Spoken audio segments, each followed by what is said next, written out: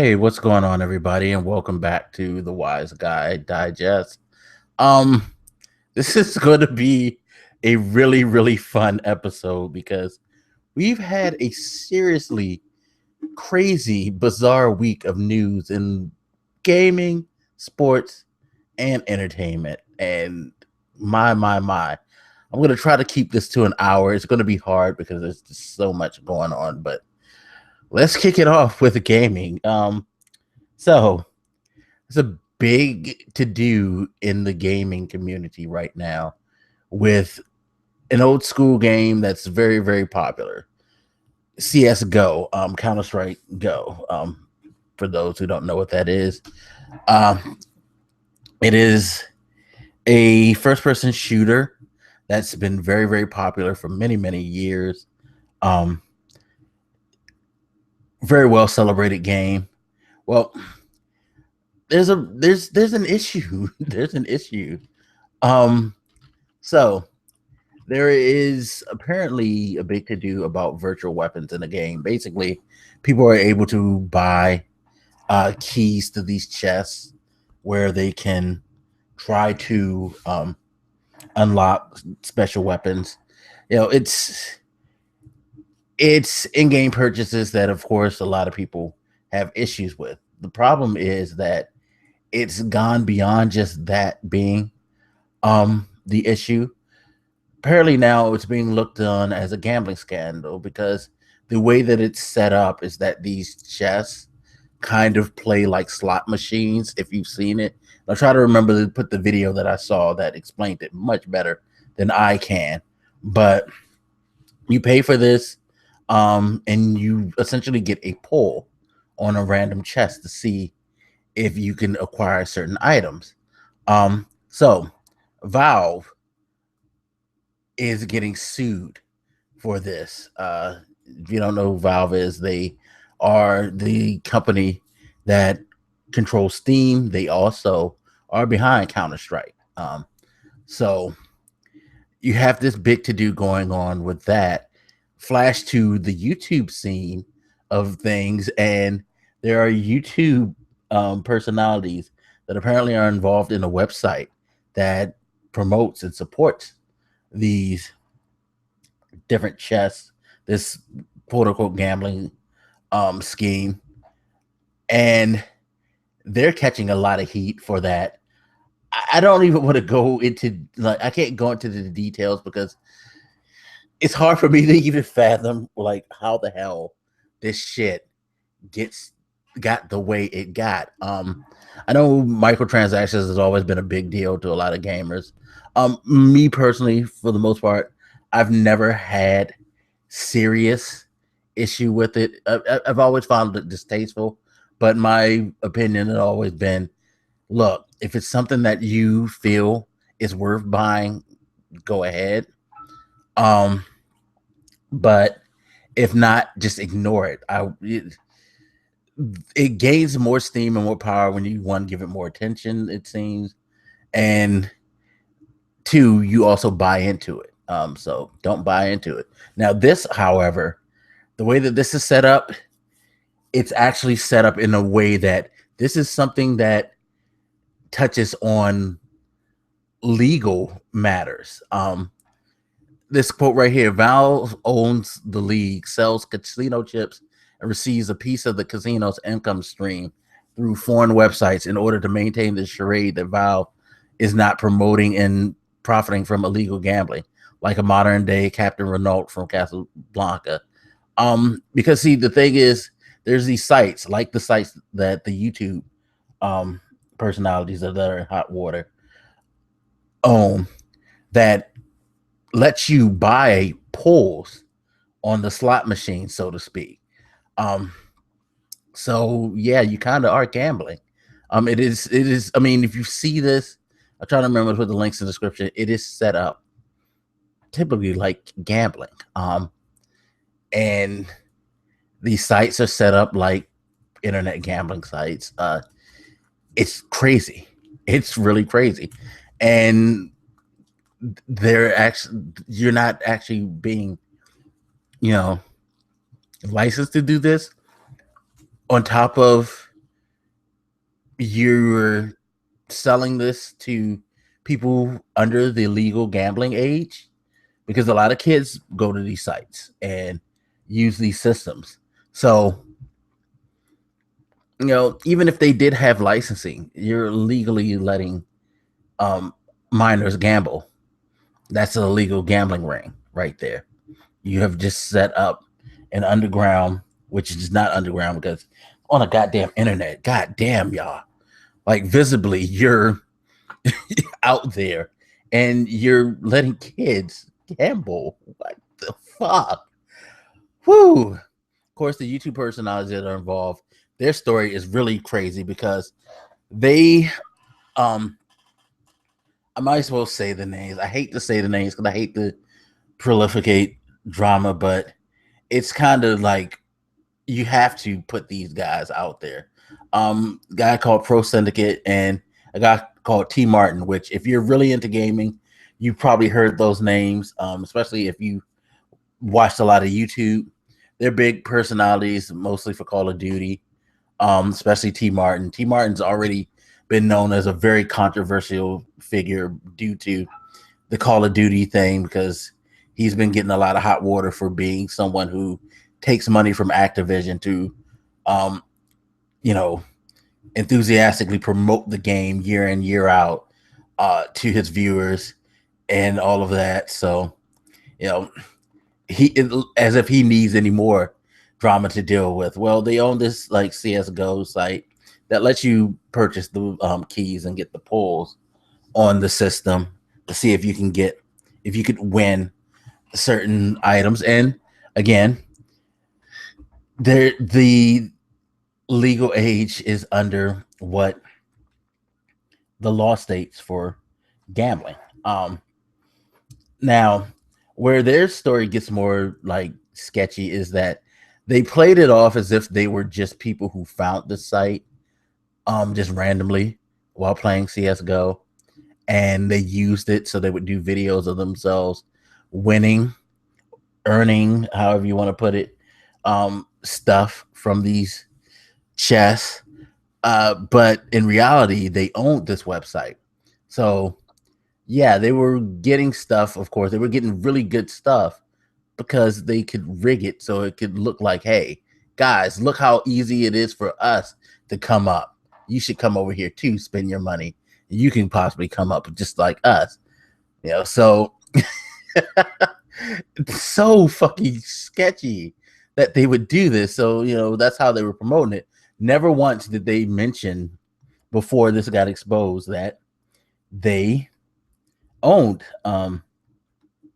this website. So they didn't have any disclaimers, which you're legally bound by when you do YouTube and you're promoting certain things. You have to state that, hey, I am promoting this because I am profiting from the company or website or what have you by doing so, especially if you're the owners. If you're the owners, you definitely have to have that transparency, not try to come at it like you're just some random person who's like, oh, I found this cool site, I think you guys should go to it. I don't have no association with it at all. I'm not profiting from this. I'm just trying to share information. That's pretty much what they were doing. So they, of course, once it came out, denied it. But in the video that I saw, shows everything, legal documents showing who filed for the, incorporation for the site and all that. It was them. All of a sudden they come out, they deny it, and then all this stuff is exposing that, hey, you really are the owners. Then they're backpedaling. The story is just ridiculous. Like, I'm definitely 100% not doing it justice because I'm not being as detailed, but I just wanted to throw that out to you guys so you can go check the story out. It's wild. And it's created this huge, big controversy within YouTube and the gaming community.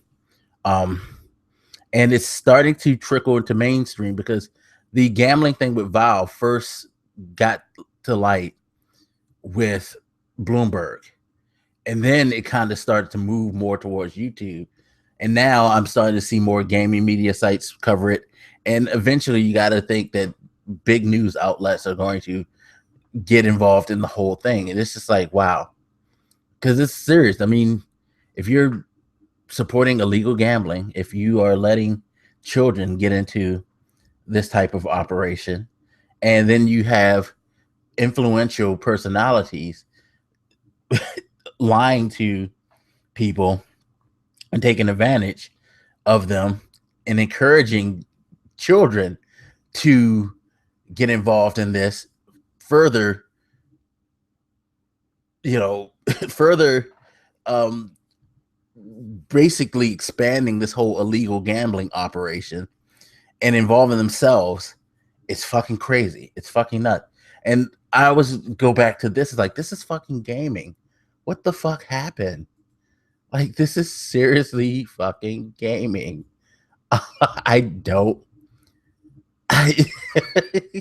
This is where gaming has gone, people. But I guess that's what happens when things become big. Anything that becomes more mainstream, I guess, tends to fall down this path. Sadly, like I've said it before, like how rap, people talk about how rap music isn't the same, but it's like, it's a big business. People are not going to take it as serious. They're not going to be as honorable. When things are smaller, it's easy to be like, the do it for the love type of thing, because you're not really making money, or you're making like some money, but not on the level that things get once it becomes mainstream. And now people are making the choices that, hey, you are more in it for the money than the love, or you do have the love for it, but shit, the money is also a huge motivator too. Bigger motivator than it used to be. So it's it's just crazy. But Steam just blocked the CSGo Lotto thing, that site. So we're going to see where this is going to go, because Steam's going to have to work to protect their interests. Now that they're being sued, they're definitely going to have to disassociate with these sites. The guys on YouTube who own this site, they're going to have to figure out something. They're probably going to have to give up their company and do some major damage control. A lot of people wonder what YouTubers are going to do to them, because they did break TOS. They did not acknowledge that they are owners of the site and that they are profiting by promoting it. So it's going to be interesting to see what YouTube's going to do, because they are two big personalities on YouTube. They get a lot of viewers, which means that they probably get a lot of ad revenue, which means that YouTube makes a pretty good profit by having those guys around. So is YouTube going to want to dump them or protect them? We'll see. We'll see. I don't know. I don't know, but it's a shame that this is what we have to talk about in gaming, when this hobby of ours should not be involved in such ugliness. It's a shame. But yeah, that's the craziness. Shit. Moving on to more craziness. Fuck me. The NBA. Like, the NBA has made this summer the most interesting summer sports wise in a while. Like, god damn it. At this time, normally I'm just sitting here lamenting over the fact that, okay, NBA playoffs is over, so that's the last big exciting thing. Yeah, we have baseball, but baseball is in the quote unquote dog days of summer. So you're at that point where it's not, the competition is not heavy yet. You got to wait. Like, we're getting closer to the All-Star game where things are going to start ramping up, but it's still in the part of the season where everybody's aligning themselves. trade deadline where people got to make their final moves to adjust their rosters for the big push for the playoffs. It's like you're still in the early stages. So unless you're a super dedicated baseball fan, you're waiting for post All-Star baseball to get really, really amped up, I think. Then football doesn't start training camp until August. So you got that lull. But NBA free agency has made that lull disappear because they've been wilding. They've been wilding out like shit. So the new collective bargaining agreement has things set up to where the cap expands every year. Significantly, it has been bumped up. I think they said it was a 20% increase from what it was. I think last year it was like in the 70 million range, 70 to 75 million range. This year it's like 94, 95 million dollars for the cap. Teams are required to spend at least 90% of that. So players have been moving like crazy and getting ridiculous deals. You're seeing people who probably would never see more than a long-term minimum yearly salary contract get shit like Dellavedova is been offered 38 million over, is it 3 or 4 years by the Bucks. You see Michael Conley, who's not a bad player, good player, but I would say isn't a top tier star. This guy has signed the largest NBA contract ever with 5 years, $153 million. Insane. And the list just goes on and on. Like you're seeing players who you would think that would never be offered more than maybe $2 million a year. Like Bismack Biyombo, this guy, I believe he got was it 74 million? I forget how much, but it's a ridiculous price for a guy who, if you look at his stats, he averages like five rebounds a game and like 4 or 5 points a game over an 8-year career. Yet he's making between 15 to 20 million a year over the next few years. Yeah, I know he had a great playoff series, but what the fuck? Is he worth that much? But these are the deals that you're getting. It's totally ridiculous. And I understand we're in the era now where the players control things and players are getting better deals. They're getting paid better. NBA, yes, is making a lot of money, ton of money. It's making the most revenues it's probably ever made in its life. But I still question a market where your 2-time in a row MVP is making less than role players, second tier players. Now, of course, this is going to change soon because as soon as this contract is up, he's going to get fucking paid out the ass. But ain't it crazy that we're moving towards an era where when back in the day, people like Michael Jordan and Magic Johnson were given $30 million a year at the end of their careers to honor their careers and to show respect, where now that's the average paycheck for most people. It seems like 20 million is going to be the average salary in the NBA. That's nuts. That's fucking nuts. And then Kevin Durant. God damn you, Kevin Durant. I was making jokes about free agency because he's a free agent, and I was seeing all these people getting money thrown around. So I was like, yo, Kevin Durant has to be looking at this like, yo, I'm about to come up. Michael Westbrook's going to be a free agent next year. He's probably like, I'm about to come up. All the people who are considered stars, the all-stars, the high-tier people, the Steph Currys, Kevin Durant's, all of them, they should be sitting here, doing the Birdman hand rub, getting extra excited about the possibilities because, God damn it, if Michael Bill can make $130 million over 5 years, and I said Michael Bill, Bradley Bill, sorry. But Bradley Bill, not even the best player on the Wizards, not even their star. He's getting $130 million over 5 years.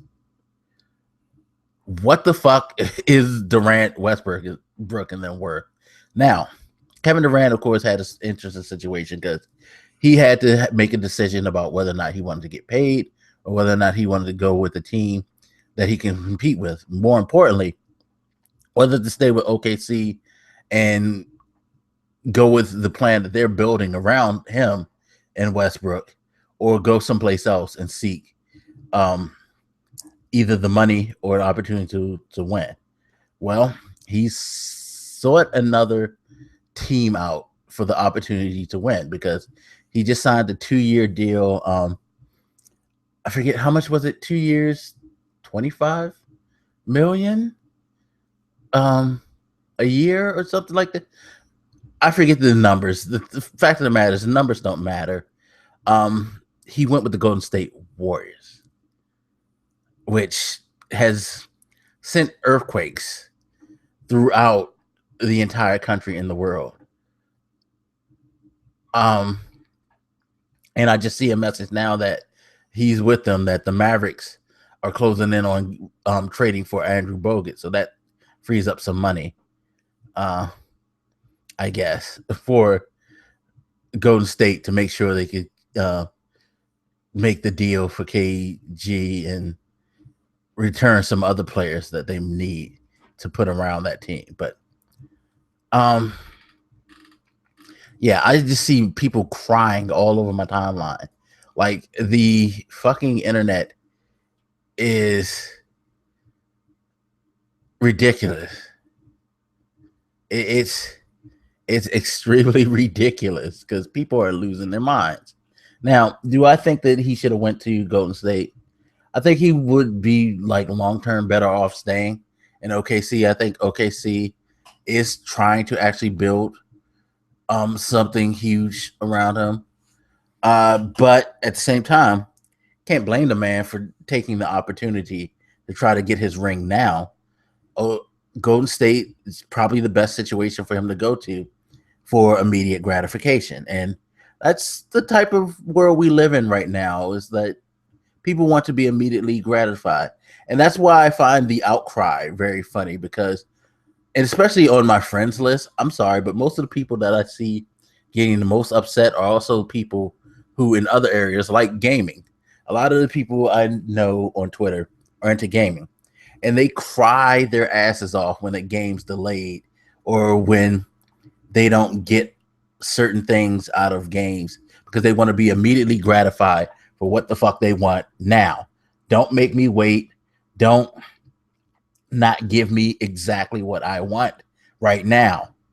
Do it now, now, now. These same people are sitting here screaming, why would he do that? Why wouldn't he stay and be loyal and try to build something and try to put together his own thing? Blah, blah, blah. Because he wants to win now. Same way you want what you want now. Same way where at the end of the day, like I said to somebody who was saying how he didn't understand why people are getting upset, those same people that are getting upset are probably the same people that will do the exact same fucking thing if given the opportunity. If given the opportunity of having to choose loyalty and being able to win now, they would choose to win now. You know? Or it's the same thing as, like, we can knock these players for moving around for the money, but someone's going to offer you a Bradley Beal type contract, a Mike Conley type contract, and it's another team, not the team that you're currently with.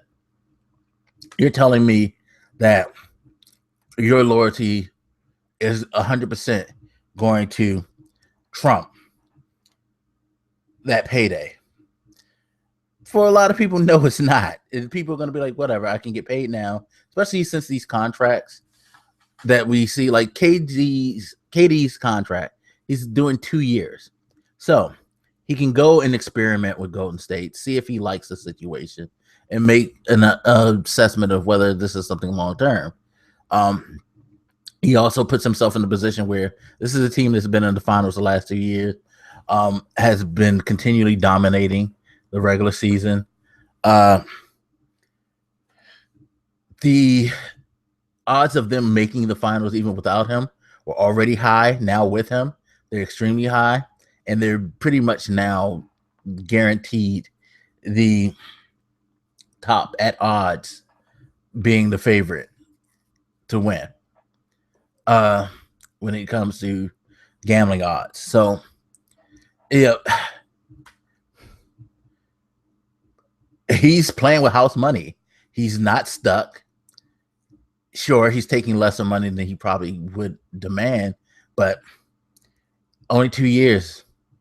He's in the prime of his career. He's going to leave still in the prime of his career and still be able to max out money-wise as well. Could go back to OKC and like build something again there. You know, he could pull a LeBron. He's put himself in a very good position career-wise, and I can't knock him for that. Smart business move on his part. You know, again, would I have done it? No, but fuck, who cares what I would have done? You know, who cares if you think that he's unloyal or that, you know, players don't know how to compete anymore and stuff like that. By the way, it's kind of ironic that he made statements similar to that, talking about how players aren't being competitive no more by leaving and going to Miami 6 years ago, when lo and behold, you make the same moves that those people make. A bit of irony right there. But anyway, and then hey, he did what he thought was best for him. That's all you have to. That's the thing. That's what we all tend to do. We do what's best for us.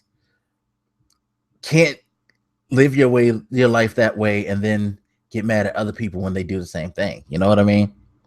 Hey, it is what it is. You know, God bless him. Hope it works out. It may not. If it does, he made a mistake. Wouldn't be the first person to make the mistake in life now, would he?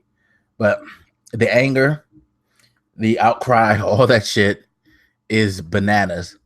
Like, you know, I've been sitting on the internet as usual making fun of the situation because that's what I do. I like to poke at it, but in reality, hey, whatever. God bless them. Do your thing. People complaining about the like way free agency is at different times, man. You know, we're in times. I don't like it, but at the same time, I totally 100% acknowledge that it's not my era. It's not my way. It's the same way as I am about music. I will fuss and complain about artists, but at the end of the day, I know deep down it's not my time, not my thing. Different times, different era. I acknowledge that. So it is what it is. You know what I mean? Fucking nuts.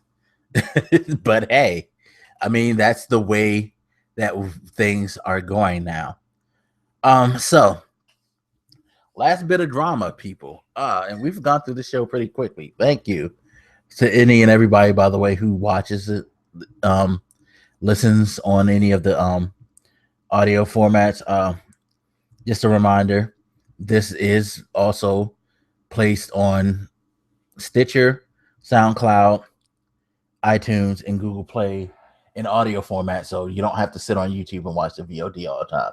It posts immediately after it posts on YouTube, so you can just wait a few seconds for that as well. And appreciate all the listens, all the views, definitely. But last bit of things. So Jessie Williams, his speech is still resonating throughout the world. We have people, can't remember the lady's name, and I'm glad I don't, because fuck her name for her dumb shit, who came out and did a commentary talking about how, you know, what he did was racist and he needs to lose his job and he has no valid points, because what about the people who got shot, who were trying to take the gun out of the police hands? She basically was trying to justify police shooting people off the random. She was just saying a whole lot of fucking bullshit. You have petitions going around trying to get him fired from his job because he's a quote unquote racist and all that. You have black people losing their minds who have issues with some of the things he said, who are trying to make conspiracy theories because of his lineage, because he's half white, saying that he only got to say what he said and isn't taking any repercussions because he's half white. Mind you, he's getting fucking flack all over the place, but he doesn't have any repercussions. I mentioned this on the His Point Her View podcast, how I saw one post where somebody tried to say that it's a conspiracy that he could say what he said and not lose his job on the same show that Isaiah lost his job. Isaiah Washington lost his job on when he called a co-worker gay, which is misinformation, because what Isaiah Washington did was he got into an argument with a co-worker, and in the middle of the argument, he called him a pussy, bitch, and faggot in a threatening tone, from what some people said. However you want to look at it, he got into an argument and he made those type of like slurs towards somebody. In normal workspaces, you can get fired for that shit. So it wasn't like he was making a political stand or he was trying to encourage people to fight for rights or anything like that. He got into an argument and went off and admittedly said some things that he felt like even he should not have said, and it cost him his job. It wasn't that serious, but people tried to make a conspiracy out of that. And it's just like all types of dumb shit going on with the Jessie Williams thing. It's just like, people, really? And I said this in the post on my Facebook, and I'll say this again. I think I said it also on the His Point Her View podcast. This is the perfect example of how you marginalize something that's meant to encourage change, promote positivity, to try to build a discussion towards fixing problems within society. You marginalize it. We do this more so than any other time, I think, now that the internet is this big thing. Now that social media allows everybody and their mama to fucking say whatever the fuck they want, whenever the fuck they want, however the fuck they want. We marginalize moments like this. Like, just imagine how people would have torn down Martin Luther King and Malcolm X, their speeches. Marcus Garvey, how they would take what he said and make it into a joke or criticize it in a way that it's not supposed to be or shouldn't be. You know, we don't even know how to properly criticize things. Like, I could understand if you felt like, if you just said, well, I don't feel like in that situation he should have said that, but okay, all right, that's a criticism. I don't agree with it, but that's a proper criticism. No, people are making like the whole, oh, see, this half white dude think he can say what he wants and get it, like, or people were talking about, oh, he's just trying to like promote racism towards white people. And so I was like, no, he's not. What are y'all doing? What the fuck is wrong with the world? Like, it's just it's the craziest, wildest thing. And it's sad because I thought that it was a remarkable speech. It gave a lot of food for thought, not just for, non-blacks, but for blacks as well. Because he hit on some marks about the things that we do as African Americans that we also need to work on as well. I thought it was an amazing speech. I commend him for having the courage, because that's another thing. The type of speech, the type of things that he spoke on, people don't speak on like that. Again, we're really quick and crafty with the memes and trying to develop these like conspiracy theories or these comedic moments through our posts, but we don't take the serious tones in the way that he did anymore. We don't do the well thought out commentary. It's a rarity. It's a rarity these days. Everything's on the fly, spur of the moment, boom. You know, and the reaction to it has been on the fly, spur of the moment, and it has been so fucking dumb that such a great moment is now just being fucking torn down, and I hate that. I really hate that, and I wish people would stop and have a serious discussion, which is what it was meant for, to foster a serious discussion. But alas, we can't get that, I guess. A shame, but it's the whole trying to get him fired and all of that, and defending policemen shooting a little kid, just stepping out the car and blasting them, things like that. I guess when people hear things that seem to be the truth, the best way to shut it down is to turn it into a joke, or to try to flip it into something else. And that's what we're doing right now with his speech, and it sucks. It really, really sucks, man. It really, really sucks. But so yeah, lots of drama, lots of fucking drama. Which I guess leads me now to the final part, which is social editorial, or I'm calling it the social editorial this week, because it's pretty much just really quickly think about the three things that I just touched on. Things that reflect really badly on society.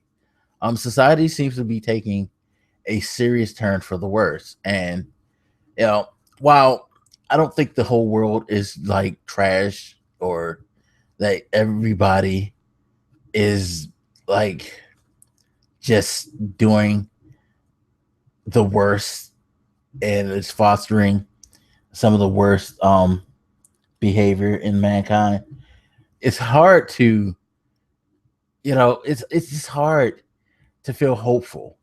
I feel like hope is waning, because, like, for me, I know you guys see me ranting, raving on podcasts, but to tell the truth, I am not like this ranting, raving guy who's just always complaining about the things that I think are horrible.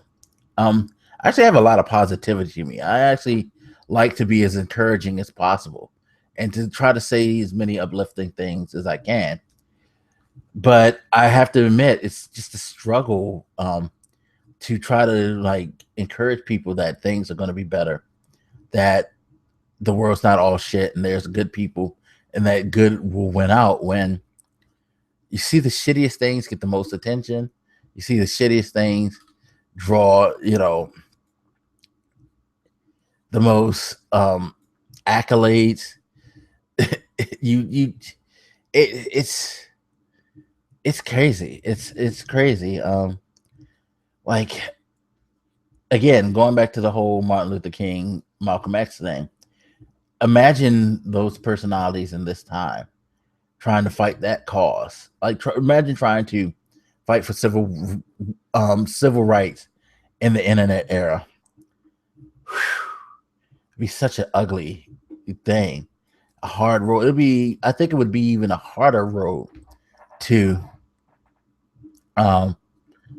climb to getting the things that we got, the civil rights laws and stuff like that now, because everybody's able to direct the message now, because there's so many outlets for the messages to leak to.